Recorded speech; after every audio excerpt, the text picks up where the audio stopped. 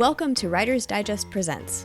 Hosted by the editors of Writer's Digest, this monthly podcast features conversations with writing and publishing experts whose insights will help ignite your creative vision, hone your skills, build your platform, and get your work out into the world. Hello everyone, Michael Woodson here from Writer's Digest, and welcome to Writer's Digest Presents.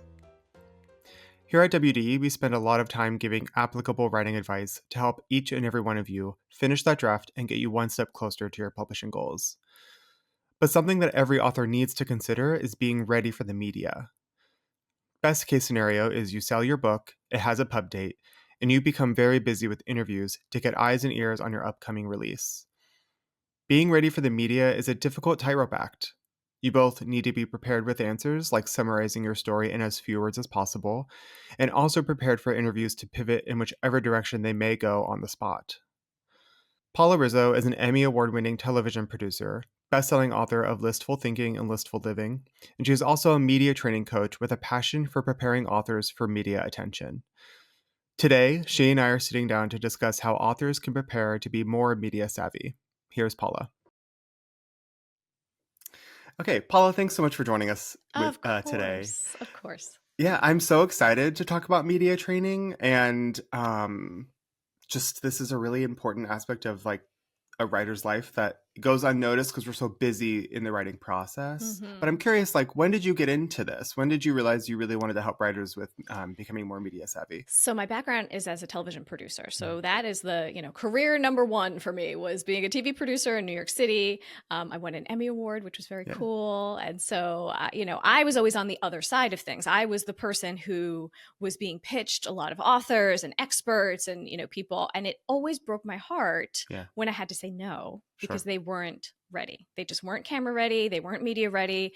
And as a producer, you got to move on. It's like, all right, that's a good idea. I like that book, but the person isn't, it's not going to happen. I have to find somebody else who can do the job. So now that I work for myself, that was part of what I really gravitated towards, being able to help authors do something that isn't very innate. We're used to writing. We're used to saying, oh, you know what? Let the book speak for itself. Let the work speak for itself. You can't in media. You have to do the speaking. You have to be the one on camera or in the interview. That's so funny. It's true because we are people who are like, you know what? Actually, don't even ask me. I don't want to talk. Right. Yeah. Just read it. Just read it. Yeah. And you have written for writersdigest.com, our website, and you've written for the magazine. And something you wrote on our website was how writers need to consider their media persona or working with the media, sometimes even before the book exists, which I think suggests just how important it is to the success of a writer's work. Could you touch on that a little bit? Absolutely. It's so important to start way before even you have a book. I mean, I did that. I have two books, Listful Thinking and Listful Living, about productivity and list making. So, as a TV producer, I use lots of lists. And then I just started a blog about it. This was, over a decade ago. And I knew that I needed to start getting media for myself if I wanted to be seen as a viable expert, even back then. And so I would pitch little magazine stories or whatever just to give some tips and things like that.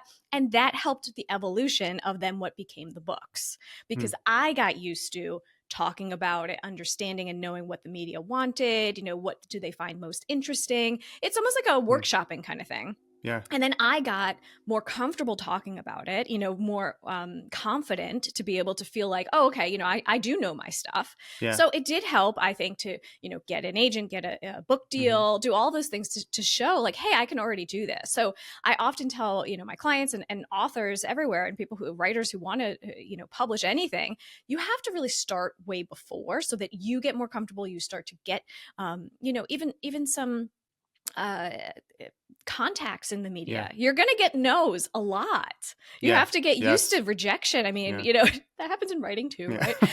But it is, you just get rejected over and over again until you finally don't. And then it's nice because once you do have sort of that build up behind you of being able to do this, when the book comes out or when the new project or when whatever, you're able to go back to all those people and say, hey, remember what a great guest I was about XYZ thing?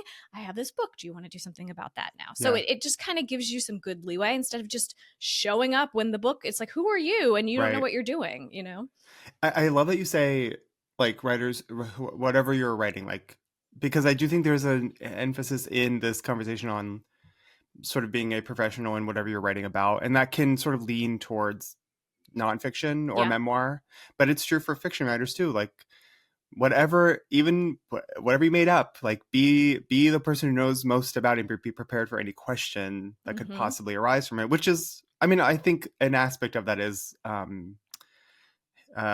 navigating the anxiety around media. Definitely. And, Yeah. it is different for fiction and nonfiction for sure. Mhm. And, I was a speaker at the Writer's Digest Yeah. conference this year or last year. And, that was part of what I talked about was that even, if you're a fiction, nonfiction, memoir, poet, whatever, there Mm. is a place for you in the media. You just sort of have to think about it and look at it a little bit differently, Mhm. so even for fiction authors, looking through the lens of what you write about and how it could be a bigger story, a bigger idea. It's not about Mhm. your characters so much, right? It's like, what is Mhm. this saying in the world? Can we zoom out and see if there's something that you can comment on, a trend, or, Mm. or even being a writer? How Right. did you do it?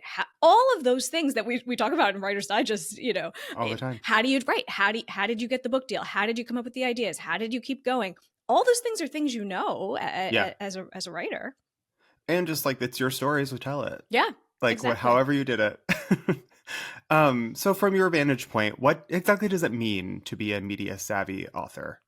You have to be ready at the drop of a hat.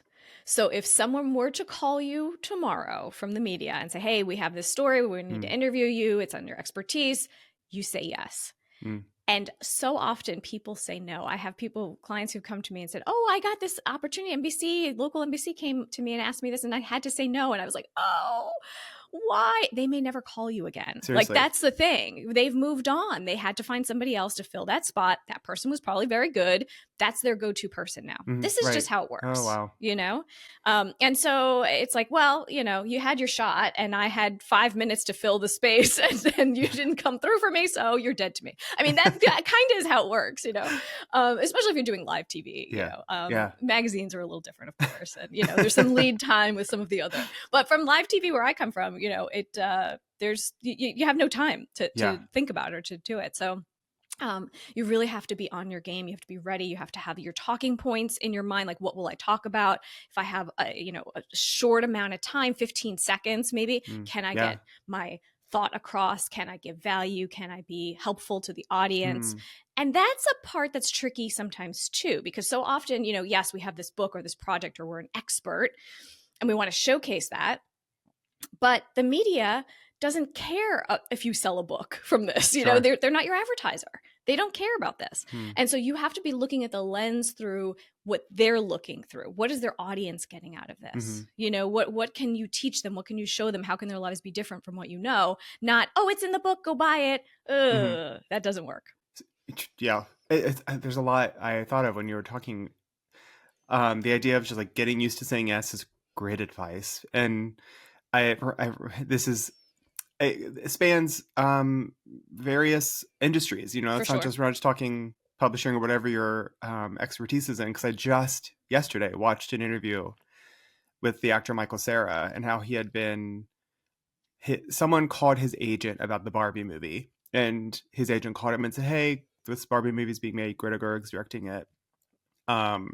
They're shooting for 5 months in London. And I just told him no because I didn't think you'd want to go to London. And he was like, call them back. Yeah, Like, what? of course I'll do it. And so it's just a level of like, that's an opportunity he maybe missed and literally was never going to be able to get again. So like, yes, like get used to saying yes, like work through and prepare for the fact that like every time you say yes, it gets easier. Yes. And you refine what you're saying and what you want to say. Because then the other thing that you said, I think that will resonate with writers, is this idea of like, it sounds a little bit like perfecting several elevator pitches. Like Yes.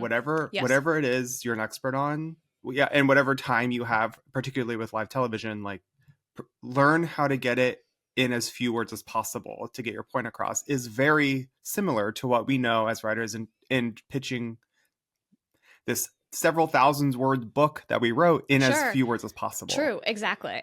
And knowing that speaking is so different from writing. Completely. And so you have to sort of, it's a different part of the brain, truly. Yes. Yeah. I went to journalism school for broadcast journalism. Obviously, I took classes in, how to write print, how to do magazine. It's the total opposite, And so it's the same thing here. And the way that I teach it to my clients is to have a short, a medium, and a long answer to any question you might be asked. So I call it the accordion method. So you can open and close it depending on, what you have. Even on a panel, if you're a guest on a panel, those things are hard sometimes to like jump in and say your piece. So you have to have that short, quippy answer ready to go that's impactful.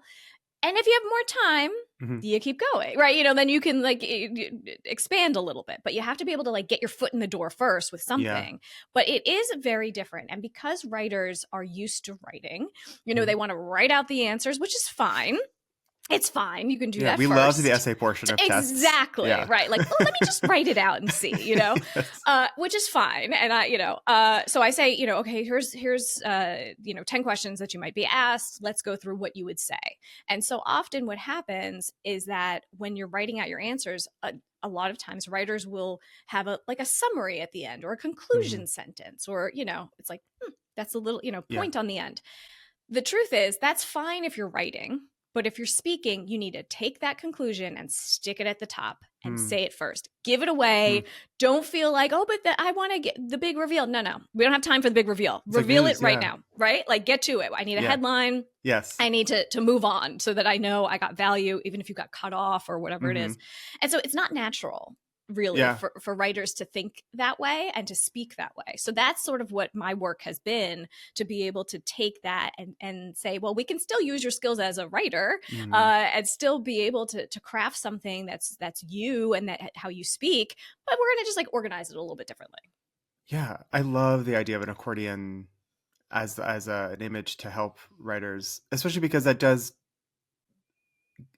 suggest different forms of media are going to have different expectations for how you prepare. For sure. And you've touched on that a little bit here, but is there, considering sort of the long answer, the short answer, like if a writer's thinking about media, what would they most likely use a short answer for? What time do they have? And what would they most likely use a longer answer for? Yeah.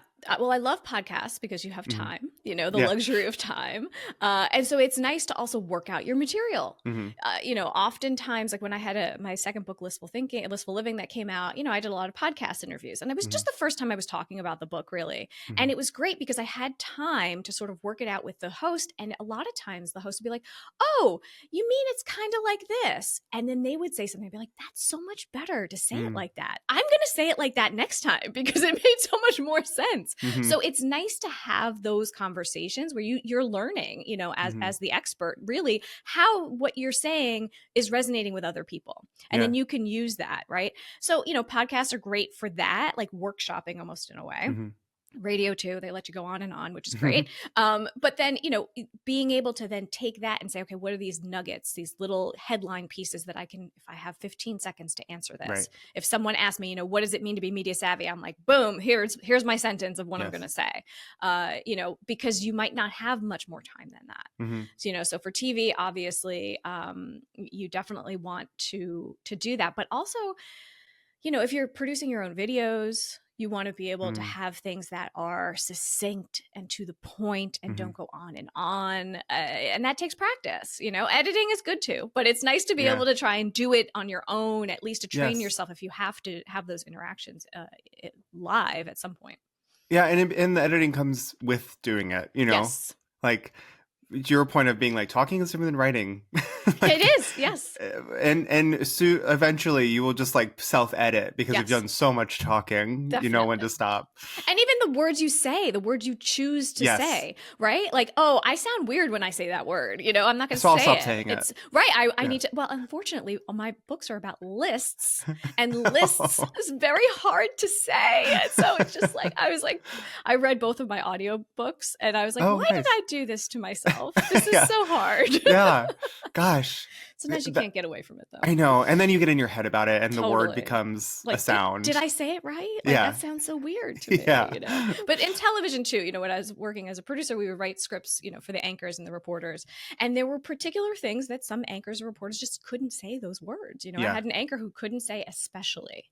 He just would mess it up every time. So we knew if we were writing scripts for him, it was particularly. We would Oh, just say nice. particularly because he could say that. It sounded good. But the same for you. How would you know unless Yeah. you said it out loud Yeah. that you get tripped up on that word? So the practice does matter.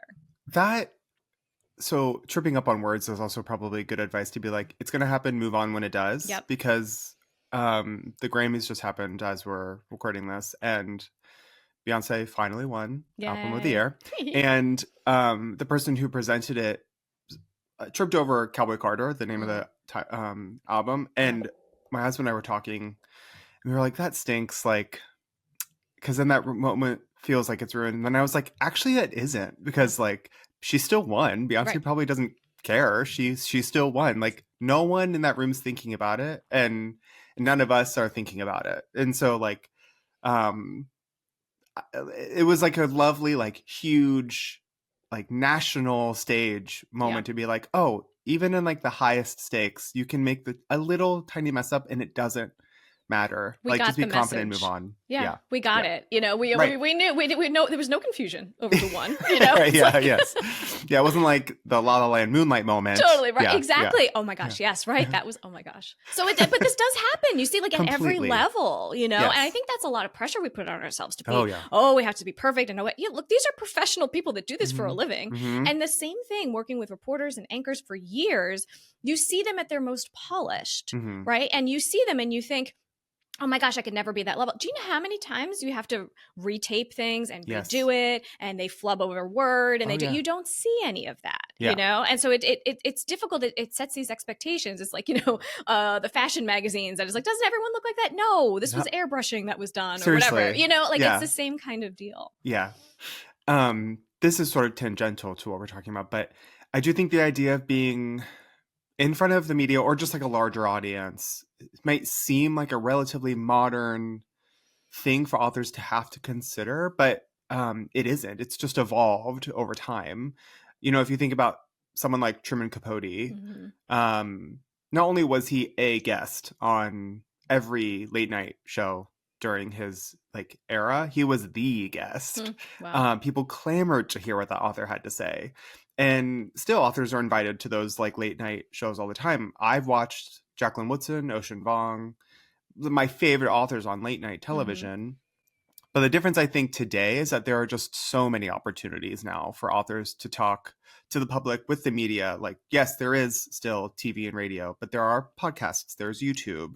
And I guess that's all to ask. Like, do you have advice on where a writer should start, or if they should learn to maybe curate what type of media works best for them? I'm thinking, like, we tell our authors all the time, like, if getting on every social media platform feels overwhelming, just pick the two you like best. Totally. That sort of thing. Yes, exactly. And I love that you bring up this idea of the late night show, because that is a very different feel than the morning show or what, you know, any of those, right? And so it's almost like you have to bring a separate part of yourself to any of those opportunities, and to know that there is a fullness to you as a writer that people care about.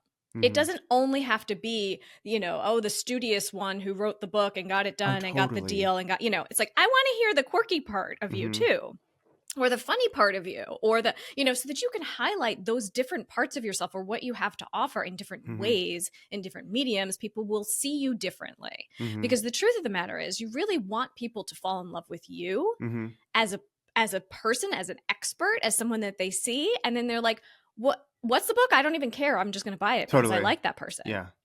And it happens a lot, you know? And so that really is like, that is the goal, to have people fall in love with you. So it doesn't even matter what you wrote about, right? Oh my gosh. All the writers are screaming. They're all like, what is she saying? I want them to love the words, you know?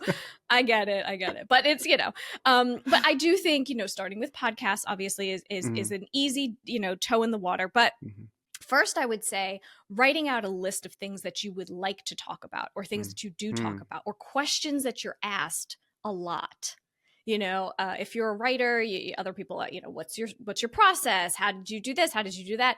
Those are all topics that you could talk about, because so often we think, oh, I can't think of a thing. I don't know. What would I talk about? Why do people care? And it's funny, people do care as much as you think. Completely. they don't care. They do care. And they're very, it's a way to bring us all together. This is such a special community of writers that to know you're not alone, to see somebody else's perspective, to see everybody is a little bit different. And sometimes we're like, hey, you know what? We're kind of the same. That happens to me too. And it's a nice warm fuzzy way to start. So I think having that like list of ideas, and you can start it as a blog post if you want, or something that you put on LinkedIn or whatever it is. It doesn't have to be video right away.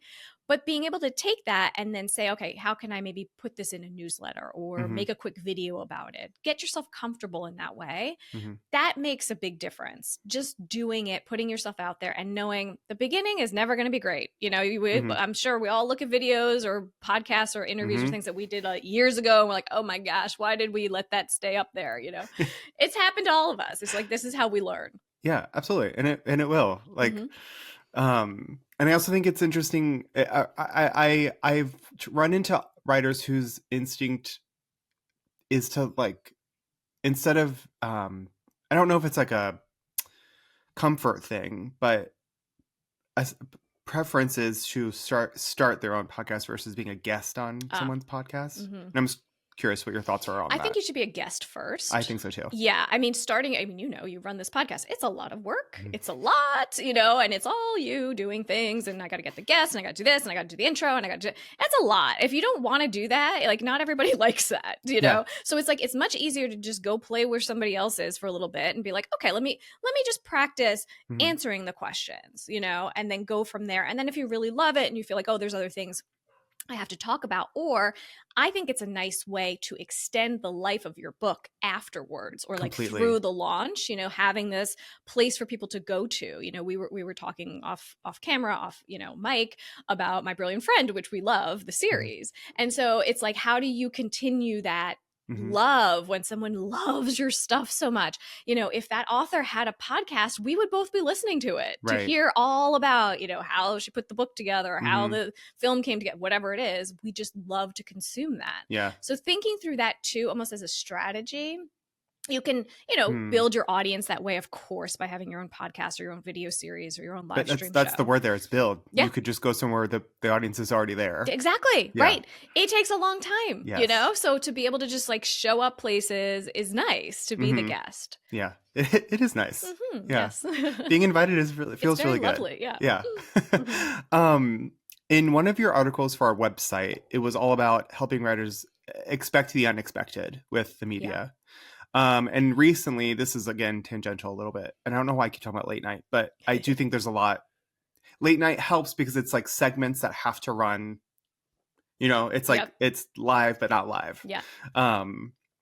And I recently saw this clip, I don't know if you saw it, of Seth Meyers after one of his tapings. He was talking to his audience, and someone in the audience asked why he still uses cue cards instead of a teleprompter. Oh, interesting. And he mentioned, one, it's just sort of everyone who comes through SNL, that's what they uses cue cards. Like, it's just tradition. And also that teleprompters are so unreliable. And he used Jimmy Fallon as an example. I guess he hosted the Golden Globes and the teleprompter wasn't on or wasn't working. And he said that Jimmy Fallon has described it as, although it was only 10 seconds, it was the longest 10 seconds of his life. And I think preparing for the unexpected is a really helpful element when talking to writers about being in front of the camera or being expected to know everything about something. Yeah. If you had to boil it down to the basics, how best does an author prepare for the unexpected? It's improv. Honestly. Totally. Oh yeah. Take an improv class. It's a yes and, yes, that fan just fell from the sky and I'm going to keep going. It really is. And and I'm surprised, these late night hosts should be amazing at it, because this is what they do, right? That's their craft. Yeah. So of course for them, something happens. It is unexpected. I've had that happen before where a teleprompter goes down, a light crashes in the studio. There's sirens going off. Like, you never know. You have a host who is a little combative, and it's like, this is a warm and Yeah, the fuzzy. energy. This is like a warm and fuzzy thing. So what happened? You're hungry? You didn't have lunch? You know, like this is literally what could happen. And so being ready for that. And I've had that happen to me too. You know, I do a lot of media myself to stay in the game and to, you know, see what happens and, you know, all that. And I had that happen to me where an anchor kind of pushed back. I think I was talking about like the 4-day work week or how good it, you know, and that obviously that would never happen in TV news. And I'm sorry. I know this is why I've left TV news, right? Because it's like not a thing.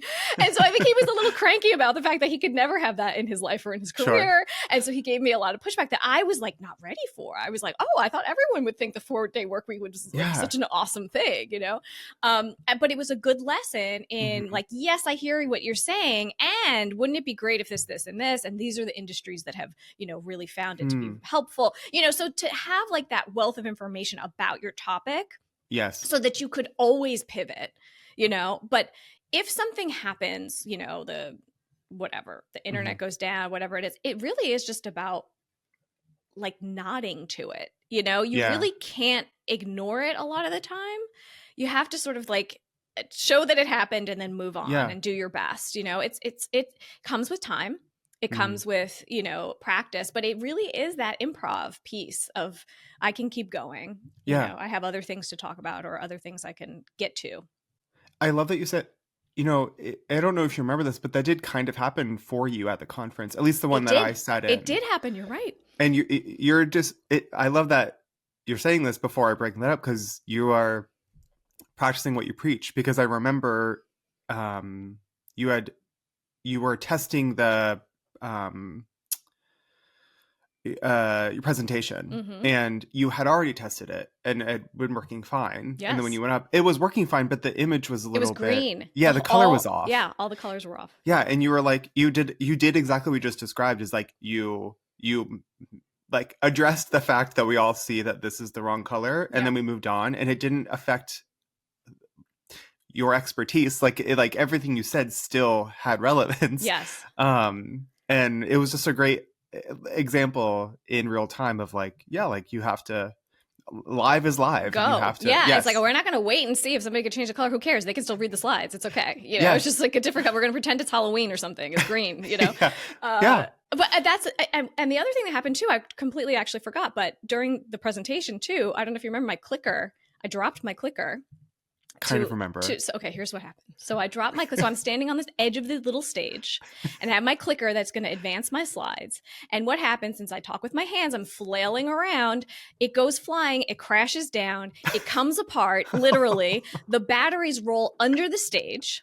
So now here I am, like in a dress, like jumping off the stage to go and find my clicker, you know, and I'm like, oh, well, this is inconvenient, you know? And so thankfully the man who was sitting in the front, a writer, comes, you know, to my rescue. And I'm like, could you just put that back together? That'd be great. So I just like keep going. He puts it back together and I'm like, awesome. And we're back. And I just like, you know, kept advancing those slides. But like afterwards, people came up to me and they're like, wow, I mean, the same thing. Like you handled that weird thing that happened. And I was like, yeah, but I had to, like, I didn't want that to be the focus. Like, as you were saying before with the presenter for Beyonce, like I didn't want that to be the focus of everyone's attention. You have to move on. You have to be like, okay, let's get back to, everybody's attention span is really short. We got to get back to and what you we're only here have for. so much time. Exactly. Yeah. But it happens. And you know what? I mean, I've done a lot of speaking. I've done a lot of, you know, the microphone doesn't work. You know, running up and down the you know, trying to get people's attention or whatever. It happens, but that comes from doing it, from being out there, from, you know, yes, it's a nightmare. And no, it's not something I want to happen to anybody. Every time. Right. Exactly. Yeah. But at least, you know, you can get through it. And I think that comes from just like being prepared in the things that you know. And so when you're almost putting on this hat of authority almost in a way. And I think it's difficult sometimes because we think, you know, it's imposter syndrome. Like, what do I know? How am I different from everyone else? You know? And it really is like putting on that persona to say like, I'm here. People are here to listen and learn what I have to say. I want to give them that. I don't want them to not get it because I dropped my thing and I'm a klutz, you know? It's like, I want to make sure that they get what they came for. And to your point, like I don't remember that part of it at all. Funny. And so like this is sort of the burden of the person who's like, for you, it's like whatever happens, like that you take on that burden, which is, you know, like The people who are there are not there to catalog your mistakes. They're there for your expertise. Totally. But also in expecting the unexpected, as another aspect of that is, let's go back to the conference. A quality of the conference is that we always leave room for Q&A, and there's, unless we ask people to write in their questions beforehand and we give them to the presenter, which very rarely happens, those questions are coming and the presenter has no idea what they're going to ask, and it could be something that they've never been asked before. Totally. Is there a way to, how do you expect something that you literally can't expect? Yeah. Well, I think it comes down to knowing what you know. And then being able to say, how can I either give an example from something else that I've learned or something else that I've done or, whatever it is. There was a question, I do remember, it was a question I had never gotten. It was, from I think it was like a sscience fiction writer or somebody. And I was like, oh man, this is not my wheelhouse with the science fiction. Here we go, like, okay. And I do think somebody actually afterwards said, I think you handled that really well, because I even said, like, this is not really my expertise, Sometimes you do have to qualify it. I wouldn't do that on TV.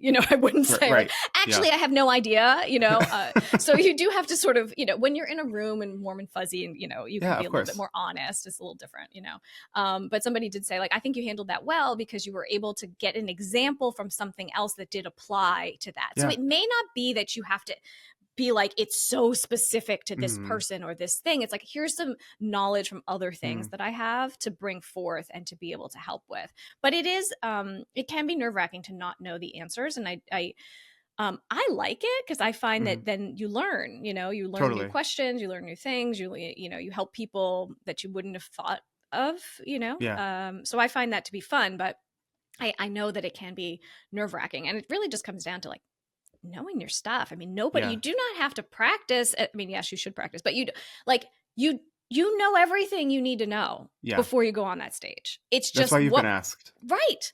That's why you're here. So just go out there. We just have to kind of get over ourselves a little bit to be like, oh yeah, I do know my stuff. I can help here. Yeah. I love that advice of sort of, if you can't think of something that's so specific to, if we talk about genre, like, sort of around it, I think is actually really helpful advice generally, because we are constantly telling our writers, or I should say, a lot of author advice to other writers is to, like, read widely, read outside the genre you're writing in. And so when you get advice that is around the thing that you do, it actually does just really help enliven the thing you want to do in the first place. It's perspective, you know, it just takes you out of it, and it shows, oh, hey, it worked over here like this. Maybe I could do something like that over here. It's like, just a little bit of a twist. Okay. So I think what might help writers in thinking is thinking about it in sort of a writing process terms. So how can writers utilize their skills in the writing process to help them with something a little bit more nerve inducing, like speaking in front of the media? I'm thinking, like, how to prep for interviews, staying on topic, staying on subject, that sort of thing. Yeah, I think it's really about, bullet points, coming up with, like, here's the best of the best. If I was to do a little highlight reel, if I was to be able to pull out, like, would this be on the back cover of the book? Like, what are those things that you might want people to really notice? And a lot of time it also has to do with, I mean, we talk about late night a lot, but, like, testing out your stuff, being almost like, that stand-up comedian that goes out there and is like, let's see how this joke goes. Is anybody going to like it? And that, and using those things to then teach yourself, all right, that didn't go well, or that story took too long. You have to do it to be able to know if it's going to work or not. It's too hard to just be at home in a little vacuum with writing your thing and saying, oh, this sounds good. Right. You have to, like, test it out in any way that you can, so that's why I think it's so wonderful, because now anybody can, put a video on YouTube, put a video and, and you don't have to, they can be unlisted. This is what I do with a lot of my clients. I'll say, like, let's practice, let's do it. You can put it up there, but no one ever has to see it. We can take it down. It doesn't have to be something that you broadcast everywhere if you don't want it to be. I don't want to talk about politics, but yeah. If you think about some people, you see a debate, they've practiced that debate off stage. Like, totally. in a performative way. Like they are practicing it as if it's happening live, you know? Yep. So even the things you see that feel organic happening as you're seeing it, there's truth to that, but they've also done everything they can off stage, off 100%. camera to prepare themselves for that. Like it's unlisted, like they unlisted their debate before they Yep. did it. Totally. And that you Yeah. have to, like, you literally have to put yourself in that frame of mind, in the outfit you're going to be in. You know, your hair is the way, the lighting is the way, everything is like, okay, I'm doing this for real. This is a dress Yeah. rehearsal, like really. Yes. And then when you show up and you sit there, you're like, oh, this is familiar.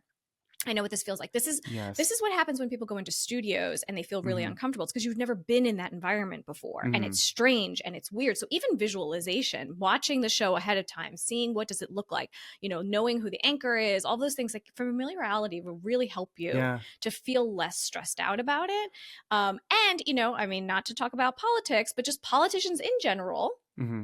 Are really good at this. They train to do this, to be asked questions and to deflect to things that they want to talk about. You know, some of them do it nicely in a nice way that is like smooth, and some of them really it's like a left-hand turn. We're going to talk about this thing. I'm going to ignore everything you said. Like you don't want to do that, right? You want to be able to. It's again, yes, and yes, I hear your point, and I want to talk about this other thing, right? So if you do need to talk about something that or they ask you a question you don't know the answer to, or whatever it is, you can sort of deflect and pivot, you know, I call it. So, but that comes with time too. And knowing the questions you don't want to be asked ahead of time. So I often tell my clients, come up with a list of questions that you are nervous to answer.